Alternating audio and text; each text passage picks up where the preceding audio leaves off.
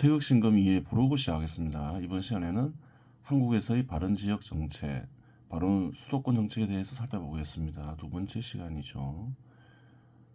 저번 시간에 인구를 통해서 지역 발전을 살펴보았죠. 불완전하다고 그랬죠. 생산성을 알아야 되고 지역 총소득을 알면 더 큰 도움이 되겠죠. 그래요. 한국의 현황을 볼게요. 그래요. 지역 내 총생산을 통계청에서 찾았어요. 2000년부터 나와 있죠. 그 전에 게 있을 수도 있죠. 못 찾아서 그렇지. 2000년에 전국이 655조에서 2165조로 2022년에까지 증가했죠. 그래요. 서울은 165조에서 2022년에 485조가 되죠. 큰 폭 증가했죠. 그래요. 부산도 증가했죠. 360조에서 36조에서 104조로, 대구도 23조에서 63조로. 비율로 따지면 뭐 거의 비슷하죠. 한 3배 정도. 광주도 발전했죠. 13조에서 45조. 3배 이상 증가했죠. 부산이나 대구보다 더 빠른 속도로 증가했어요. 그래요. 울산 어떤가요? 30조에서 86조. 좀 뒤처짐을 알 수가 있죠. 울산은 어떤가요? 제조업이 강하죠. 제조업이 좀 뒤처지는구나. 이렇게 볼 수 있잖아요. 울산은 잘 사는 도시죠. 좀 잘 생각을 해봐야 되는 거예요. 눈여겨볼 만한 게 인천, 경기도죠. 인천은 29조에서 그래요. 104조로 증가하죠. 그래요. 근데 어떤가요? 2000년까지만 해도 부산이 훨씬 그 지역 총소득이 큰 걸 알 수 있어요. 36조, 인천은 29조. 근데 어떤가요? 역전이 되죠. 104조 비슷한데 104조인데 좀 더 많죠. 그래요. 경기도는 어떨까요? 122조에서 그래요. 546조로 증가하죠. 거의 한 4.5배 가까이 증가하죠. 크게 성장했음을 알 수가 있어요. 하여간 수도권과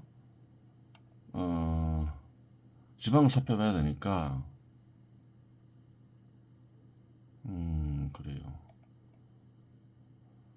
저번 시간처럼 이렇게 전국, 서울특별시, 경기도, 지방 이렇게 해야 되겠죠. 인천까지 포함시키면 어떻게 될까요? 인천도 수도권이죠. 그러면 50% 이상 되겠죠. 굉장히 지금 수도권 비중이 커요. 한국에서 많은 사람들이 살고. 그래서 뭐라 했나요? 수도권 정책이 중요하다. 많은 사람들이 사는 만큼 수도권의 유지 발전 역시 중요하다. 함부로 수도권 정책을 만들지 마라. 수도권 사람들을 고통에 빠지게 해서는 안 된다. 그렇게 얘기를 했죠. 이번 시간에도 지방 정책에 대해서 다룰 거예요. 지역에는 지방과 수도권이 있죠. 인구를 살펴봤고 저번 시간에 이번에는 지역 내 총 생산을 한번 볼게요. 전국 지역 내 총 생산. 아까 살펴봤죠. 서울이 이제 25%에서 165조에서 485조로 크게 증가했지만 비중은 어떤가요? 25%에서 22%로 감소함을 알 수 있어요. 지방은 어떤가요? 지방 역시 368조에서 1133조로 크게 증가하지만 비중은 52%로 감소하죠. 다 어디로 몰렸다는 건가요? 경기도는 122조에서 546조로 크게 증가하는데 그래요. 비중이 경기도만 늘었죠. 18.65%에서 25%. 인천도 늘었죠. 인천도 크게 늘었겠죠. 그래요. 서울 수도권 내에서도 서울을 제외한 수도권 지역이 크게 증가했음을 알 수 있어요. 경기도가 좀 지방을 볼 필요 있겠죠.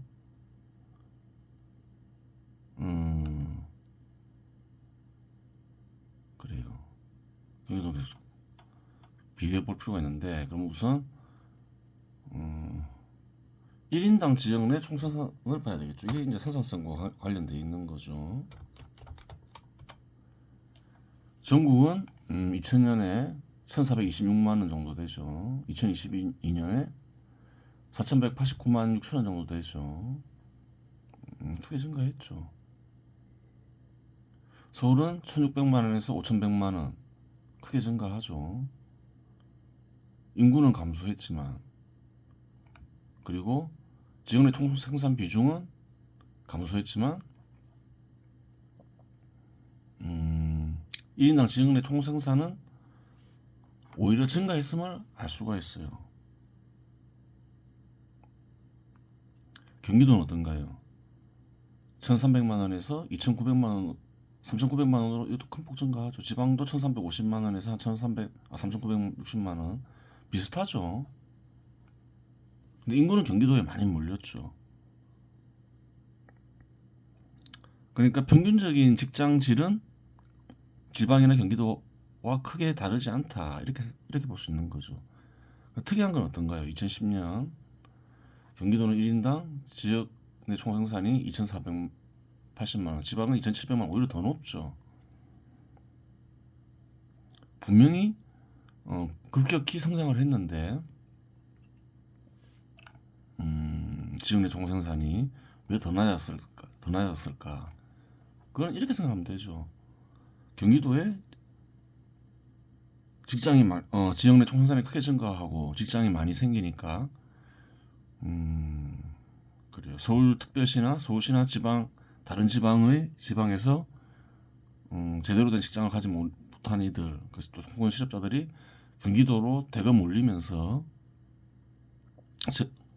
그래요. 속도가 더 빨랐던 거죠. 따라잡지 못한 거죠. 몰려드는 인구를. 크게 발전한 것도 사실이지만, 그러면서 이런 현상이 발생했다가 이제 해소됨을 알 수가 있는 거죠. 그래요. 그러면서 경기도와 지방은 이제 비슷해진 거예요. 생산성이. 그렇게 풀이하는 게 맞겠죠. 그래요.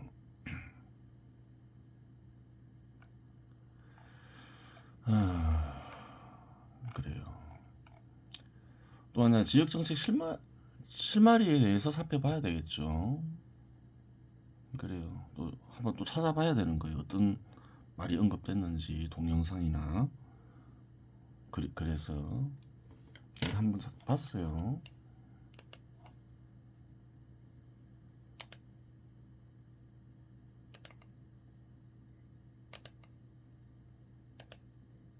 그러면 일단 어떻게 정할 수 있을까요? 이게 뭐 이 수치 역시 변하는 건데 세금 비중은 일단 16.55%로 정할 수가 있겠죠. 그리고 경제 발전에 적합한 세금 비중이 있다는 거예요. 전체 생산에서 총생산에서 뭐 지역별로 다를 수도 있겠죠. 그 수치는 변하겠죠. 한국에서는 세금 비중이 16.5%일 때 국민들이 이제 부담해야 될 몫이 가장 발전을 잘했다 이 말인 거죠. 또 보겠습니다. 중앙정부와 지방정부의 몫을 정할 수 있겠죠. 지방자치를 안 하면 계획적으로 해야 되는 거지만 지방자치를 하면 또 다른 얘기가 되는 거죠. 그래요. 어떻게 정하면 될까요? 중앙정부의 몫을 중앙정부가 먼저 정하게 하면 되는 거죠. 그런 걸 분석하면 가능한 거죠. 그 다음에 나머지 세금은 정부가 지방정부가 정하게 하면 되는 거예요. 알아서. 근데 어떻게 해야 되나요? 16.5% 이내에서 정하게 하면 되죠. 어떤 이는 세금을 덜 거둘 것이고 혹은 그렇죠. 16.5%는 꼭 정해져 있는 건 아니죠. 좀 전문적인 영역이 되는 거죠. 어느 정도 재량을 줄 것인가. 한 가지 분명한 것은 세금에 대한 어떤 재정권을 지방 정부에 이양을 해라, 그렇게 이해하고 있는 거죠. 그래야지 지방자치를 하는 그래요. 그 지방자치가 제대로 이루어진다, 이렇게 이해하고 있는 거예요. 16.5%까지 거두는 게 있고 그렇겠죠. 그래도 크게 큰 문제는 안 생기겠죠. 근데 이런 경우 생길 수 있잖아요. 세금 비중 한도를 16.5%로 정하지 못하는 상황이 발생할 수 있잖아요. 왜 그런가요? 한국처럼 세금 비중을 20%까지 올려놓으면 갑자기 줄이기 어려울 수 있잖아요. 그때는 어떻게 하면 되나요? 장기간 정세 금지를 하면 되죠. 그런 건 아니죠. 그래요. 일종의 기술이죠. 여러 가지 세금들이 많죠.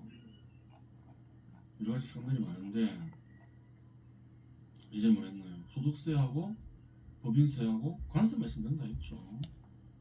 그러면 소득세, 관세 뭐 이런 거 있으면 된다 했는데 또 뭐가 있으면 될까요? 또 벌금도 있어야 되겠죠. 벌금. 죄에 대한 대가를 세금으로 거둘 수도 있잖아요. 벌금도 필요해요. 분할하기가 쉽겠죠. 모든 이 세금만 가지고 분할하면 되잖아요. 그렇죠. 일단 중앙정부 몫을 정하고 나머지는 지방정부가 정하게 하면 되는 거죠. 근데 다 없애기 어려우면 어떻게 하면 될까요? 자주무리한 거는 중앙정부, 지방정부 몫을 하고 이제 큰 것을 분할하면 되겠죠. 또 그랬잖아요. 장기간 아까 얘기했지만 장기간 당장 16.5% 낮추지 못하면 어떻게 하라 했나요? 장기간 정세 금지를 하면 되겠죠. 그건 무슨 원리인가요?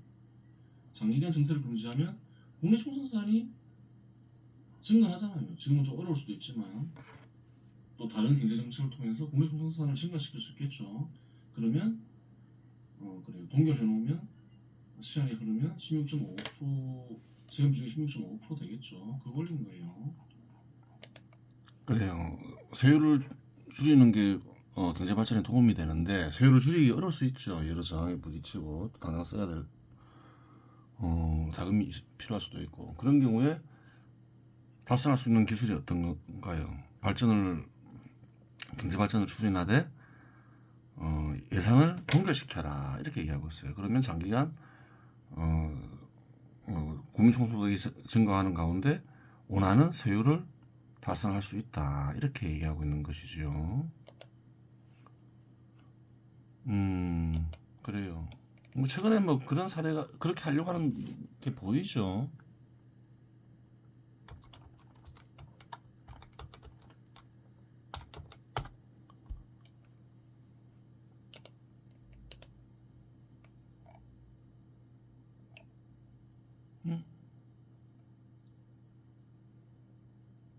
그래요.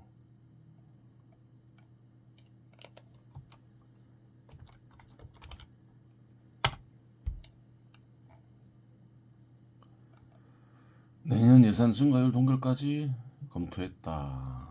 줄이기는 힘드니까 동결을 통해서 적정 세율을 달성하는 방법도 있어요. 기술이죠. 그래요. 또 보겠습니다. 그런데 한국의 그 세금 지출을 보면 사회복지가 많이 늘었어요. 167조인데 구성비가 32.6% 되죠. 2007년도에는 56.1초밖에 안 되죠. 구성비가 23.7%죠. 복지 역시 반드시 중앙에서 해야 되는 게 아니면 어떤가요? 지방으로 넘겨야 되는 거예요. 지방에서 결정해야 돼요. 핵심적인 복지 빼고는 안 할 수도 있잖아요. 지방에서는 우리 기업이나 투에 들어가면서 뭘 하나요? 그러니까 복지나 세금 정책과 같은 경제 정책을 정부에 이양해라. 정부에서 결정하게 해라. 복지를 일부만 할 건지 많이 크게 할 건지 아니면 안 할 건지 말하기는 어렵겠죠. 현 시대에서는. 아니면 복지만 하는 데도 있을 수도 있고. 지금 이렇게 막 복지하는 게 유행이 돼가지고 복지 안 하면 악처럼 되고 이렇게 사회복지를 증가시키면 선처럼 되는데 그렇게 생각하면 안 돼요. 왜 그러냐면 복지에도 선천적인 복지가 있고 후천적인 복지가 있어요. 선천적인 복지는 뭔가요? 문명의 발전에 따른 복지가 있죠. 한국을 보면 그래요. 90년에 그래요. 1인당 지역내 총생산이 479만 4천이었죠. 2020년에는 3,748만 9천으로 크게 증가하죠. 한 7배 이상 증가하죠. 과거에는 더 1인당 지역내 총생산이 더 적겠죠. 60년대, 70년대에는. 이 발전하면 어떻게 되나요? 혹시 왜 안 하나요? 왜 안 하나요? 가난한 이들을 구제하기 위해서 하는 거죠. 60년대, 70년대에는 보릿고개에 있어서 일을 해도 그래요. 제대로 된 소득을 얻지 못했다고 하죠. 굶어 죽고 그랬다 하죠. 제대로 식량을 구매하지도 못했죠. 근데 발전하니까 어떻게 되나요? 다 해결되죠. 발전 그러니까 경제 발전을 이룩하면 많은 가난한 이들이 구제됨을 알 수 있어요. 이 시장 지배 시대에서 가장 좋은 부담이 안 가고 가장 좋은 복지 정책은 경제를 발전시키면 되겠죠. 하지만 경제 발전하는 가운데 또 사각지대가 생길 수 있잖아요. 그 정도는 정부가 감당할 수가 있다는 거예요. 한국에서는 그렇게 하지 않았기 때문에 경제가 상당히 크게 발전했음에도 불구하고 가난으로 인해 자살하는 이들도 많죠. 잘못된 복지를 해서 그런 거예요. 하게 되면 가난이 해결되는 거예요. 가장 큰 복지인 거죠. 문명의 발전에 따른 복지가 있다. 사전적 복지. 자연적 복지도 있는 거죠. 개인들이 재산을 모으면 이제 설명했죠. 가까운 사람 도와주죠. 부모가 자녀를 도와줄 수도 있고 자녀가 부모를 도와줄 수도 있고. 그런 자연적 복지가 있는, 선천적 복지가 있는 거예요. 그리고 후천적 복지가 있는 거죠. 정부가 해주는 거. 어느 게 더 좋을까요? 선천적 복지가 더 좋은 거죠. 정부가 인위적으로 복지하려고 하면 또 말썽도 많이 생기잖아요. 다툼도 일어나고. 이걸 선천적 복지를 살리면서 후천적 복지로 보완을 해야 되겠죠. 그래요. 그러면 기업을 그래요. 기업의 양과 질을 증가시키는 것. 그건 뭔가요? 선천적 복지에 해당하는 거죠. 그래요. 그렇게 접근해야 되는 거예요. 그렇게 현 시대 사람들은 어떻게 생각하나요? 기업을 발전시키는 것과 복지는 상충되는 것이다. 이렇게 생각할 수가 있어요. 근데 현실은 어떤가요? 민간 기업을 육성하고 경제를 발전시키니까 가난한 이들이 대폭 줄어들더라. 절로 복지가 이루어지더라. 다 커버하지는 못하더라도 그래요. 그렇게 상충되게 보는 게 잘못된 것이다. 그렇게 이해하고 있는 것이죠. 사실일까요? 거짓일까요? 사실이겠죠. 한국만 보더라도 마찬가지죠. 경제를 발전시키니까 예전에는 굶어 죽는 가난한 이들이 많았는데 그래서 보릿고개란 말도 생겼는데 거의 해결돼 버리잖아요. 그래 복지 따로 경제 발전 따로 있는 게 아니라는 거예요. 그래요.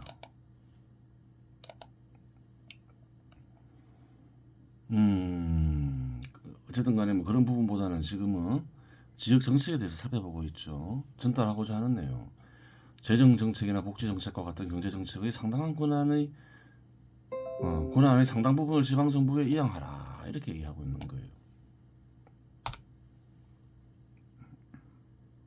그래요. 그러면 이제 한국에서는 균형 발전을 지역 정책의 핵심으로 보고 있죠. 균형 발전도 중요하겠죠. 근데 어떻게 균형을 달성하느냐 그게 중요하겠죠. 뭐 중앙 정부 기관 혹은 공공기관을 지방에 이전시켜서 하는 것은 잘못된 것이다. 그 저번 시간에 얘기했으니까 따로 얘기할 필요 없겠죠. 불균형 해소를 위한 지방정부 지원. 한국에서는 이렇게 하고 있죠. 중앙정부에서 불균형 해소를 위해서 실제로 지원하기도 하죠. 기관을 이전하면서 또 혹은 예산으로 중앙정부 예산으로 지방을 지원하기도 해요. 바른가요? 그릇된 건가요? 그릇된 거라는 거예요. 뭐 그 경우에 따라 다르겠죠.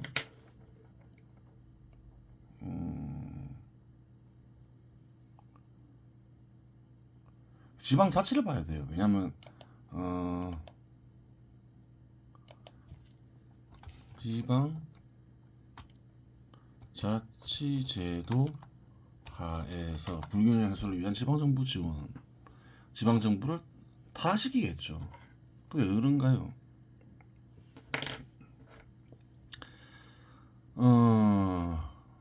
중앙정부에서 불균형 해소를 위해서 지방정부를 지원한다. 그게 있을 수 있는 일이죠. 하지만 지방자치하고 중앙정부의 불균형 해소를 위한 지원은 어울리지가 않죠.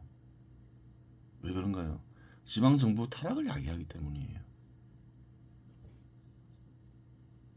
어떤 지방정부는 경제정책을 잘 수립하여 번영할 것이고 어떤 지방정부는 자치를 하니까 잘못할 수 있는 거예요. 그러면 중앙정부가 지원을 한다면 균형 발전을 위해서 어떻게 해야 되나요? 잘못한 곳을 지원해야 되겠죠. 그러면 자치라는 정부가 잘할 필요가 있나요, 없나요? 잘할 필요가 없게 되는 거예요. 그렇잖아요. 당연한 것이죠. 세금 낭비가 이루어지죠. 여러 차원에서 세금 낭비가 이루어지겠죠. 우선 지방자치를 하면 비용이 많이 들잖아요. 지방자치 안 하면 선거 비용 같은 거 안 들잖아요. 그리고 많은 선출직 공직자들이 생기겠죠. 지방자치하기 전에는 어떤가요? 지방의회나 지방의회를 구성하는 의원들이 필요 없잖아요. 세금 낭비가 발생해 버린다는 거예요. 발전시킬 이유가 없잖아요. 발전이 뒤처지면 중앙정부가 지원하는데 결국 어떻게 된다는 건가요? 지방자치는 실패하게 된다. 그래요. 확실하게 권한을 주고 확실하게 책임을 지게 해야 되는 거예요. 그러한 현상은 한국 곳곳에서 발견될 수가 있어요. 지금 잼버리 사태를 봐도 마찬가지잖아요. 아무것도 아닌 행사를 실패해버리잖아요. 석탄 같은 정부가 돼버린 거죠. 예전에는 한국 정부는 오히려 지방자치 하기 전에 정부에서는 그런 일이 발생하지 않았잖아요. 오히려 그래요. 더 못한 상황이 돼버린 거잖아요. 석탄 정부가 돼버린 거잖아요. 그럼 지방자치와 어울리는 균형 발전을 찾아야 되는 거죠. 아까 동영상에서 봤죠. 지방자치를 하려면 충분한 권한을 줘야 되겠죠. 또한 뭘 해야 되나요? 책임을 부과해야 되는 거예요. 잘못했어요. 그 타 지방에 비해서 그래요. 낙후돼요.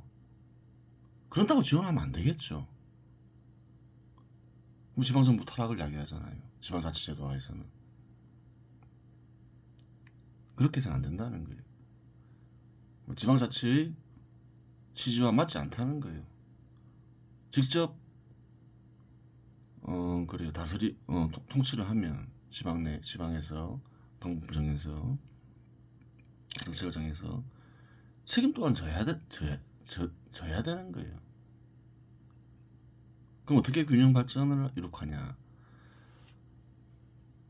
특정 지역에서 상대적으로 성공하는 경우가 있겠죠. 경제정책 성공. 그럼 특정 지역은 경제 발전하겠죠.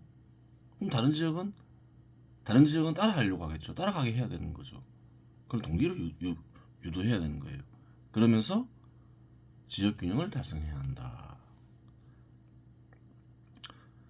고르게 성장시키면서 균형 발전할 수 있는 경우는 그렇게 드물다는 거예요. 균형은 자연에서 그런 식으로 달성되지 않는다는 거예요. 불균형 속에서 균형이 달성된다는 거예요. 지구는 둥글다. 근데 지표는 어떤가요? 산도 있고 골짜기도 있고 울퉁불퉁하잖아요. 전체적으로 보면 균형이 달성되는 거죠. 불균형 속에서 균형을 달성해야지 참으로 균형이 달성되지. 억지로 균형을 달성하려고 하면 결국 큰 불균형을 야기한다. 한국을 봐도 알 수 있다. 한국은 계속 중앙정부가 지원해서 균형 달성하려고 했죠. 하지만 그 오히려 더 불균형해지죠. 그런 거예요. 섭리에 어긋나게 균형을 달성하려고 하기 때문에 안 되는 거예요. 전 세계적으로 봐도 그렇죠. 한때 유럽 쪽이 크게 발전했죠. 타 지역에 비해서. 하지만 어느 순간 그래요. 아메리카 대륙에서도 미국과 같은 나라가 나타나면서 어느 정도 불균형 해소되고 또 시간이 지나니까 일본도 따라갔죠. 따라가면서 또 어느 정도 더 균형이 이루어지고 한국도 마찬가지고 중국도 마찬가지고 그렇게 균형이 달성되는 거예요. 그러한 원리를 알아야 된다는 거예요. 그래요. 저번에 일본과 한국 해저 터널에 대해서 살펴봤죠. 일본 한국 해저 터널과 호남의 경제 발전 역시 한번 살펴봐야 돼요. 이렇게 생각할 수 있잖아요. 그 부산에만 득되는 게 아니냐. 또 부산하고 가까운 지역 뭐 경상도만 발전하는 게 아니냐. 그럼 우리 호남은 또 소외되는 거 아니냐. 뭐 소외되는 것도 없지만 그래요. 그렇게 생각할 수가 있잖아요. 지도를 잘 보라는 거예요. 위만 보지 말라고 했죠. 아래도 보고 옆에도 봐라. 일단 해저터널을 뚫으면 그래요. 부산이 유리한 위치가 되겠죠. 부산과 일본 스시마섬 사이에 해저터널이 만들어지니까 그래요. 일본과 그래요. 한국의 동시 거래가 가능하고 쉽게 거래가 가능해지고 투자도 용이해지겠죠. 지리적으로 남부지방이 발전한다. 일본과 한국의 동시에 접근이 가능하니까 시장이 굉장히 커지는 거죠. 그런데 잘 보라는 거예요. 지도를. 중국은 어떤가요? 경제력 등급표가 있다 했죠. 빅2죠, 빅2. 중국도 크게 투자할 수가 있잖아요. 중국과 가까운 곳은 어딘가요? 그래요. 부산이 아니죠. 부산 중심으로 경상도가 아니에요. 호남이 더 가깝잖아요. 호남에 투자할 수가 있잖아요. 그럼 오히려 경상도 지역보다 더 좋을 수 있죠. 중국 기업도 메리트가 있잖아요. 한국과 일본 시장을 상대로 그래요. 이익을 취할 수 있는데 어디에 기업을 두면 좋을까 고민할 수 있잖아요. 자국하고 가까우면 좋잖아요. 중국의 접근성이 좋아야 되잖아요. 중국의 접근성이 좋으면서 일본에도 접근이 좋아야 되고 그래요. 서울에도 접근이 좋아야 되고 그러면 메리트가 있다는 거예요. 중국 기업이 적극적으로 투자를 하면 오히려 더 나을 수 있다는 거예요. 해저 터널을 뚫리면서 남부 지역에 큰 어떤 경제적 메리트가 생겨야 되는 거. 메리트가 생겨야지 그래요. 중국 기업도 투자를 하기 시작하겠죠. 그런데 조건이 필요하겠죠. 무슨 조건이 필요한가요? 비행기 타고 왔다 갔다 해야 되잖아요. 중국과 호남 지역은 터널 뚫기는 너무 멀잖아요. 후에 뭐 기술이 더 발전하면 모를까. 근데 공항 시설이 제대로 안 돼 있어요. 또 일본으로 가는 부산까지는 또 도로 교통이 있어야 될 거 아니에요. 뭐 철도든 교통이 잘 안 돼 있어요. 그러면 어떻게 될까요? 아무리 접근성이 좋아도 교통수단이 불편하니 주로 수도권에 오히려 더 투자를 많이 하겠죠. 중국하고 가까우니까. 그러면 호남 지역은 소외가 된다는 거예요. 그럼 이런 부분을 어떻게 해결하느냐? 저희는 고민해 볼 수 있겠죠. 국제공항을 신설해야 되겠죠. 근데 전제는 뭔가요? 해저터널을 한다는 전제하에 해저터널이 완성될 시점에 국제공항을 만들어야 돼요. 그리고 부산과 호남간 교통수단을 발전시켜야 되겠죠. 그래야지 일본에 접근하기가 쉬워지니까. 그러면 동시에 이제 국제공항과 부산과 호남간 교통수단을 발전시키면 호남 역시 크게 발전할 수 있다. 중국의 투자를 받아서. 그렇게 되는 거예요. 그럼 어떻게 될까요? 중국과 일본만 접근하는 게 아니죠. 중국과 일본 중국, 일본, 한국의 접근이 가능한 굉장히 큰 시장이 돼버렸으니까 다른 나라 역시 한국에 투자하겠죠. 그럼 서울도 발전하는, 수도권도 발전하는 거예요. 그럼 어떻게 될까요, 결론? 30년 이내 1인당 국민소득 20만 불 시대가 도래하게 된다. 그 로고를 탕 찍어놨죠. 뭐 뭔가 보증하는 거겠죠. 해저터널 착공 시점에서부터 30년 이내를 가리키죠. 왜 찍었냐? 크리스마스 이브 어제죠. 눈이 왔어요. 한번 잠이 안 오고 이래서 새벽 2시 반에 나가봤는데 또 눈이 내리고 있죠. 완벽한 화이트 크리스마스인 거예요. 근데 그 전에 어떤 일이 있었나요?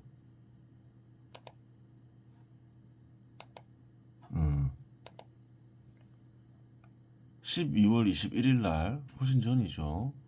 12월 달력을 만들었잖아요. 그때 화이트 크리스마스 풍경이라 했죠. 찾았죠. 화이트 크리스마스 치면 나와요. 인터넷상에서. 거기에다가 이 로고를 찍었잖아요. 그리고 12월달 달력을 만들었잖아요. 그런데 이 마크는 뭐라 했나? 이 로고는 어떤가는 신을 상징하는 생명나무를 이용해서 만든 로고라 했잖아요. 그래서 이 로고를 쾅 찍었더니만 그래요. 어떤가요? 어제하고 오늘하고 눈이 내리잖아요. 화이트 크리스마스가 됐잖아요. 사진 찍어놨잖아요. 새벽 2시 반에 찍은 사진이죠.